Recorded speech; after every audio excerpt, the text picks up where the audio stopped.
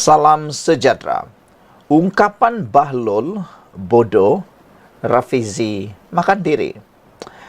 Isu ini sangat hangat sehingga menjadi sangat popular di media sosial bahkan di laman web Malaysia kini. Namun ada juga netizen yang tidak setuju dengan tajuk ini. Kena kata mereka, sebenarnya yang dikatakan makan diri ini, adakah ucapan itu mereka faham ataupun habis tonton? Kerana kata seorang netizen, apa yang dikatakan oleh Rafizi dalam ucapan ceramah itu sebenarnya tidaklah merujuk kepada perkataan bahlul dan bodoh, tetapi merujuk kepada konteks yang lain. Tapi kenapa pula dikatakan memakan diri? Timbalan Presiden PKR Rafizi Ramli tidak beralas dalam berkata-kata ketika berceramah pada hari terakhir kempen pilihan raya Sungai Bakap baru-baru ini. Dalam ceramah tersebut, dia menggelarkan pengkritik sebagai bahlul dan bodoh kerana mempersoalkan formula kerajaan perpaduan dalam menyelesaikan isu ekonomi. Baru satu kali Rafizi menggunakan perkataan itu, dah panas bontot semua orang.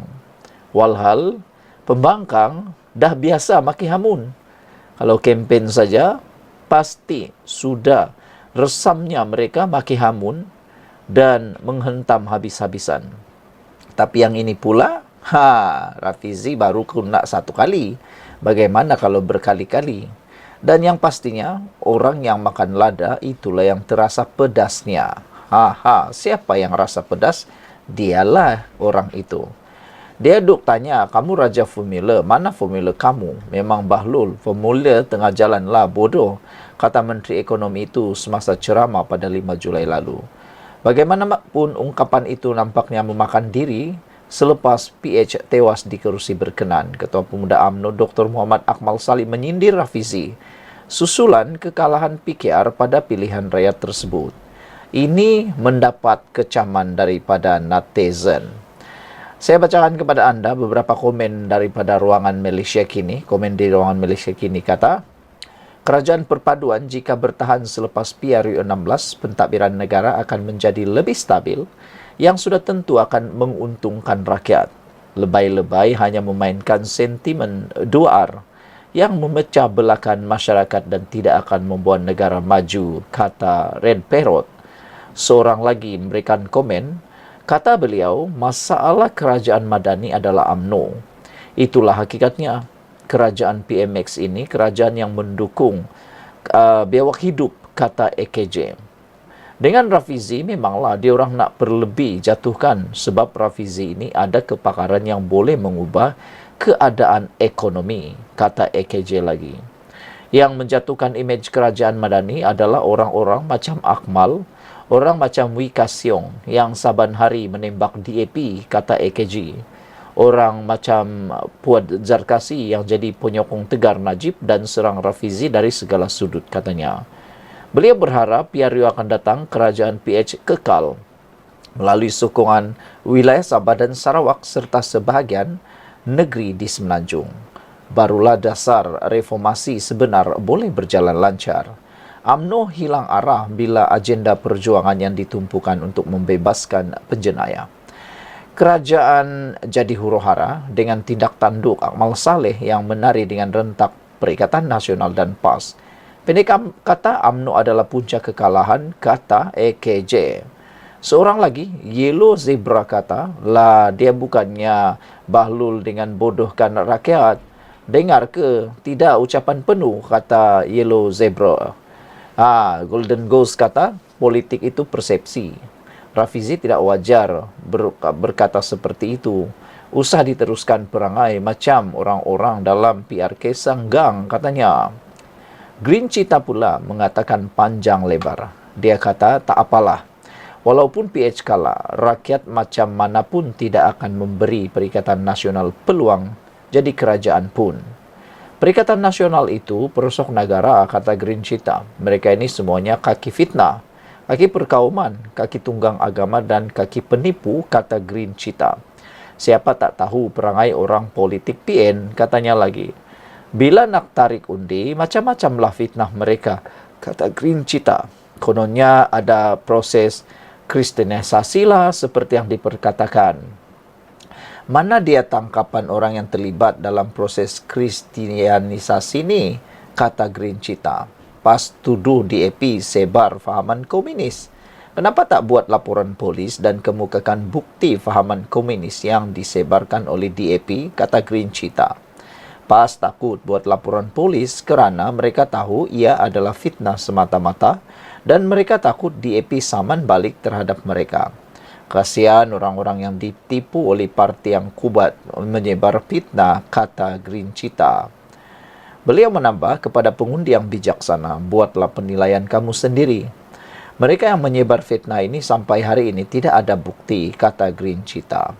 Seorang lagi di dalam ruangan komen dia kata sebenarnya tak nak dengar suara hati rakyat dan dia kata Kotaro Minami kata ada masalah pada Rafizi. Katanya dia tak dengar masalah rakyat. Dulu masa jadi pembangkang bukan main kuat kutuk, tapi lepas jadi menteri tak ada buat apa-apa lagi, kata Kotaro Minami. Apa pula alasan ataupun ulasan anda tentang hal itu?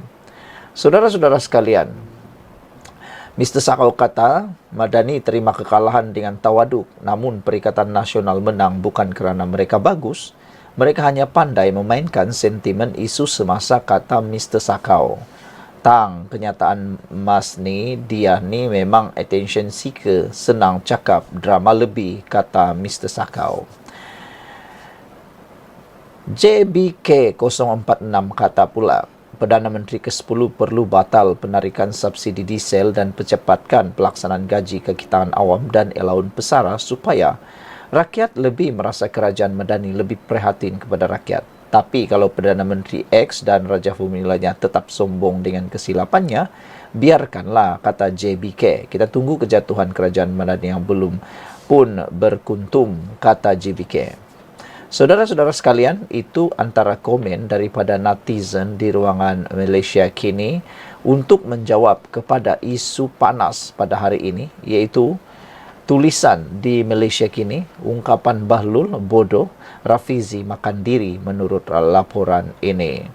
Yang tak sioknya ialah yang menulis ini ialah antaranya Ketua Pemuda UMNO Dr. Muhammad Akmal Saleh menyindir. Dia turut mengucapkan tahniah kepada pengundi Sungai Bakap selain mengingatkan para pemimpin agar tidak sombong. Sekian untuk kali ini. Jangan lupa tinggalkan komen anda, tekan butang subscribe. Malaysia kita punya, kita jaga sama-sama, cintai Malaysiaku. Bye-bye. Salam sejahtera, terima kasih kerana bersama dengan saya di Nazilin Unity Channel. Kan aku dah kata, pemimpin-pemimpin Perikatan Nasional pembangkang ni paling pintar sekali. Memang paling pintar bagi cadangan yang lucu, lawak dan selamba. Hari ini sekali lagi Wan Faisal, Wan Ahmad Kamal, iaitu Ketua Perikatan Nasional. Ketua Perikatan Nasional pula. Ketua Pemuda Perikatan Nasional mengundang kecaman orang ramai apabila membuat pengosoran satu story yang agak lucu dan memang tak tahulah.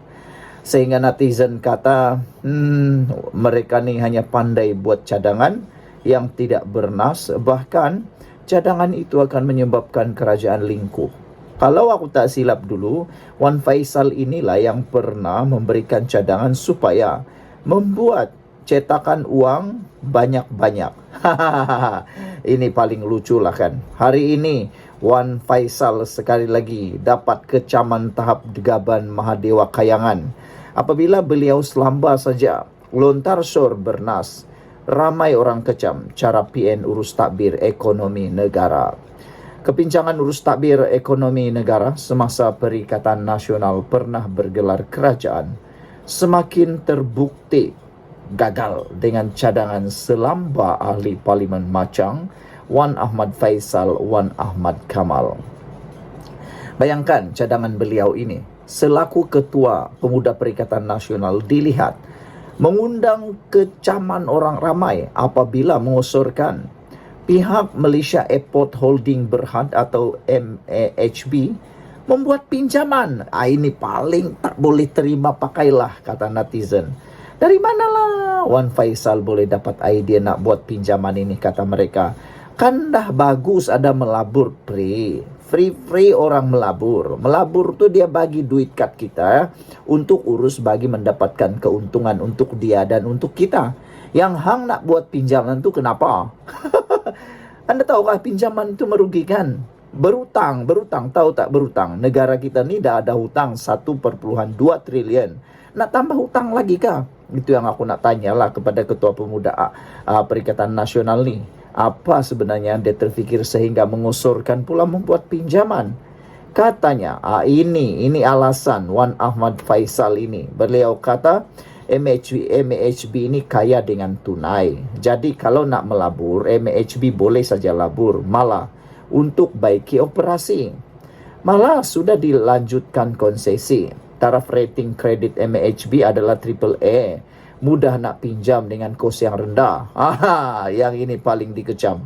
Kata mereka mentang-mentang lah mudah dapat pinjaman, buat pinjaman lah pula. Kanlah bagus ada pelabur, aku pun tak dapat fikir lah. Mungkin kalau dia ni, kalau ada peluang untuk buat pinjaman, selagi ada kelayakan dia akan buat pinjaman sampai maksimum. Macam itulah kali lah kan. MHB juga boleh meminjam sampai 9.8 bilion. Ini betul-betul tak boleh pakai punya idea lah. Nak meminjam sampai 9.8 bilion. Nak bayar macam mana? Itu yang aku nak tanya. Inilah yang akan melingkupkan MHB kalau tak mampu bayar. Dia tunggu pelabur supaya tak perlu hutang. MHB sendiri mampu sebenarnya untuk raise capital, kata Wan Faisal, untuk tambah baik operasi. Katanya dalam wacana sinar baru-baru ini. Wan Faisal mengaitkan keputusan penjualan sebahagian saham MHB kepada Global Infrastructure Partners GIP dengan firma BlackRock milik Israel. Susulan itu, rata-rata netizen mengecam cadangan bernas Wan Faisal tersebut dengan berpendapat bukan sahaja hutang negara bertambah, malah mengakibatkan defisit negara melambung. Antaranya pengguna X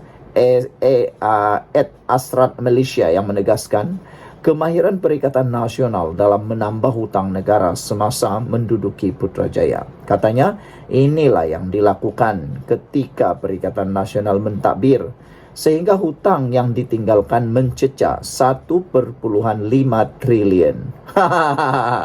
Itulah kan. Itu memang mudah untuk difahami. Kalau anda tak faham, kalau anda kata aku spin dan sebagainya, memanglah kamu ni tak pandai-pandai diajarlah kan.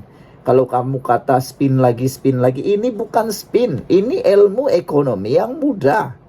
Nah, selesaikan satu masalah, anda nak berhutang. Pernah dengar lagu, korek lubang, tutup lubang. Korek lubang, tutup lubang. Korek lubang sebelah, tutup lubang sebelah. Korek lagi, tutup.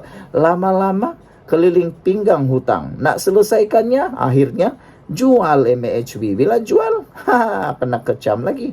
Aduh, aku pun tak tahulah. Sehingga netizen kata inilah yang dilakukan ketika PN mentadbir sehingga hutang yang dilakukan mencecah 1,5 trilion.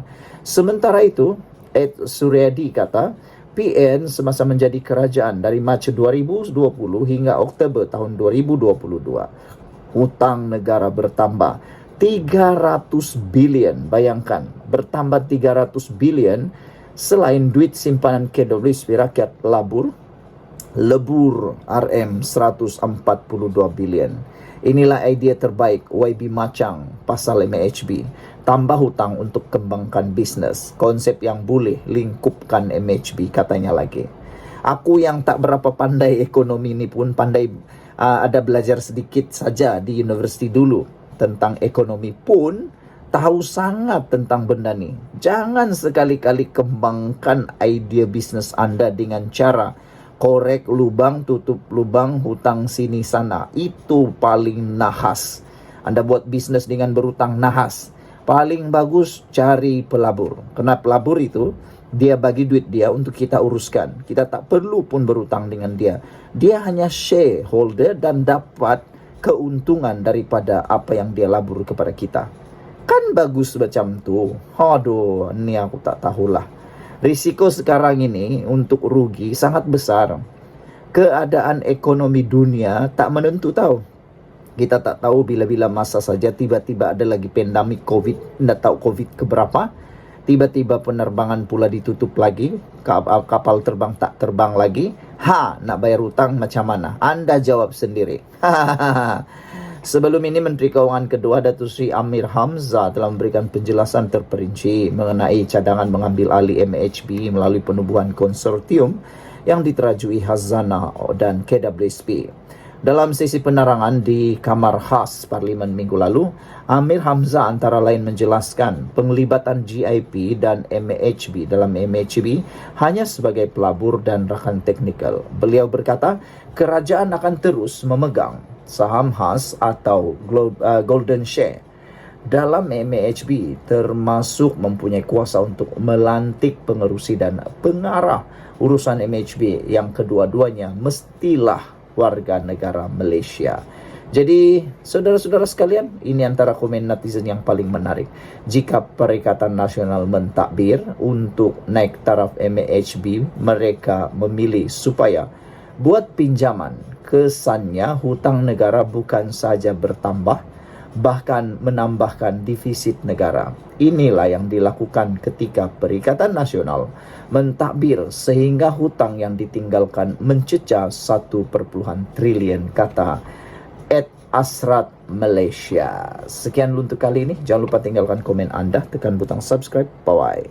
Salam sejahtera, terima kasih karena bersama dengan saya di Nazilin Unity Channel. Kemarin ada orang bersorak gembira. Mereka kata orang yang ada gelaran PhD, ada kedoktoran kalah kepada seorang pekerja biasa, kata mereka.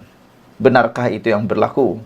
ISO berjaya menumpaskan PhD dengan beberapa perkara yang berlaku di Sungai Bakap. Tapi ada satu penemuan yang menarik daripada netizen yang kita harus kongsikan kepada anda semua, yaitu Jokowi dulu pun dikecam kerana buat subsidi bersasar, tapi menang lagi penggal kedua. Ada orang kata pengenalan subsidi diesel bersasar oleh Datuk Seri Anwar Ibrahim Perdana Menteri Malaysia pada waktu ini akan membawa musibah besar kepada beliau, dan ada yang mengatakan sehingga boleh menyebabkan Anwar Ibrahim mungkin tidak akan menjadi Perdana Menteri lagi pada penggal akan datang kerana kalah. Tetapi ini penemuan yang menarik, yaitu Jokowi pun dulu dikecam ketika membuat subsidi bersasar, tapi akhirnya menang juga pada penggal kedua. Itulah yang saya faham bila dengar kata-kata pertama walaun meraihkan kemenangan dengan bangga menyebarkan ISO berjaya kalahkan PhD. Tak apalah, itu baru permulaan, belum lagi sampai kepada pekerjaan di lapangan. Kita bukan hanya melihat di dalam kempen ataupun keputusan pilihan raya.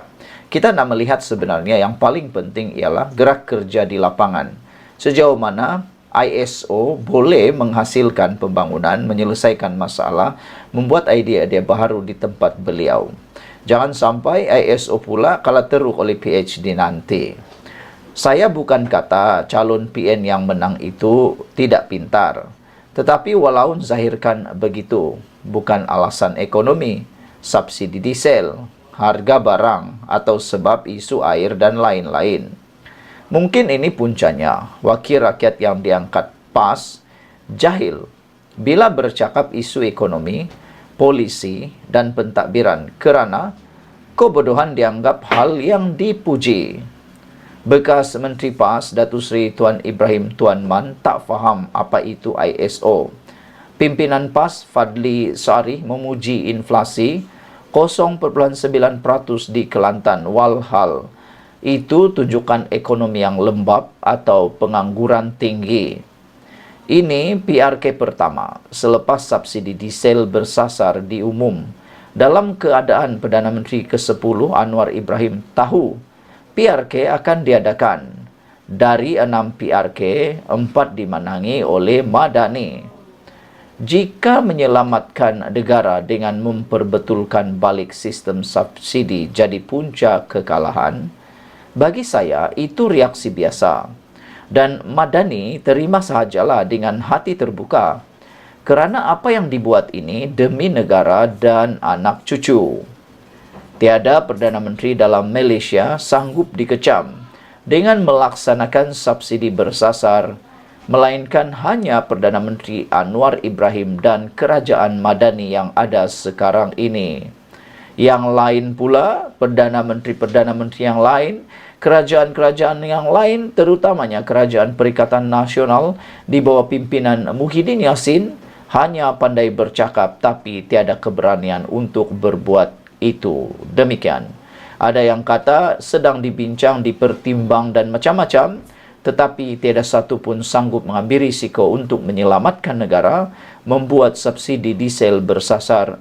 Mereka lebih pilih keuntungan menang pilihan raya, memilih cara yang popular berbanding dikecam. Tapi Anwar Ibrahim sanggup melakukannya itu demi siapa? Bukan untuk diri beliau, tapi untuk negara kita yang cintai ini. Hanya Anwar yang mempunyai keberanian seperti itu. Dengan hutang negara kini sudah mencecah 1,2 triliun, iaitu 63% dari keluaran negara kasar negara KDNK, atau 1,5 triliun jika campur liability, lebih 80% dari KDNK. Tidak patut kerajaan terus bersenang-lenang berhutang untuk terus bagi gula-gula kepada rakyat. Angka 60% itu dah dikira amaran, apalagi kalau sudah cecah 80%. Kalau dah 100%, ingat tak sebuah negara dulu terpaksa dimufliskan kerana telah meminjam uang daripada Badan Kewangan Dunia? Kalau itu kita kena, baru kita tengadah terpadan muka. Mengurangkan defisit fiskal, kurangkan hutang dan meletakkan prioriti perbelanjaan kerajaan, padahal yang sepatutnya mesti juga dibuat suka atau tidak. Kerajaan Madani akan diingati telah menyelamatkan negara dari bencana ekonomi.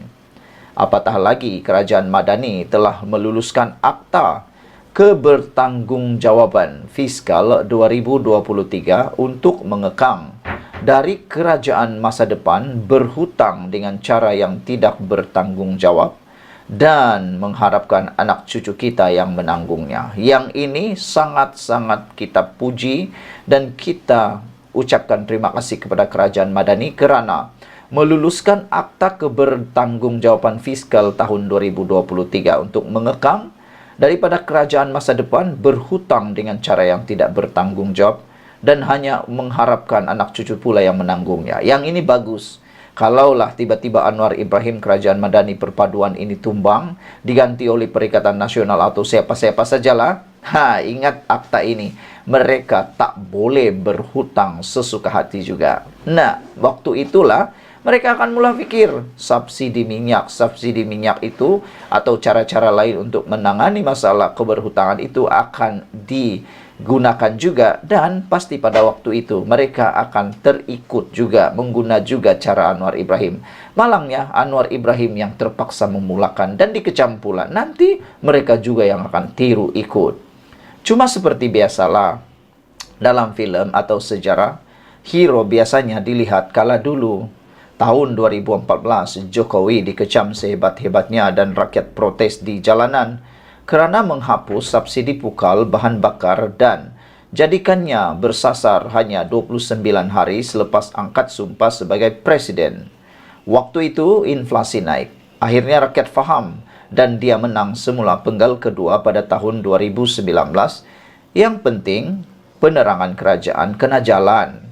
Jika pengundi PRK marah kerana harga barang, bagi saya rakyat tertekan ketika ini kerana harga barang yang telah melambung naik sejak zaman tebuk atap yang pernah cecah 4,7% inflasi.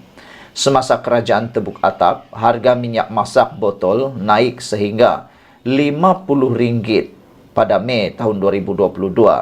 Minyak paket hilang kena sorok oleh anak menteri. Ayam naik RM12 pada Jun 2022. Telur sepapan naik sampai RM18.50 pada November 2022 dan kadang-kadang hilang. Menteri paling ramai tapi cacah merbah. Harga yang naik takkan mudah lagi turun. Seperti dulu menaikkan harga barang asas yang dikawal kerajaan.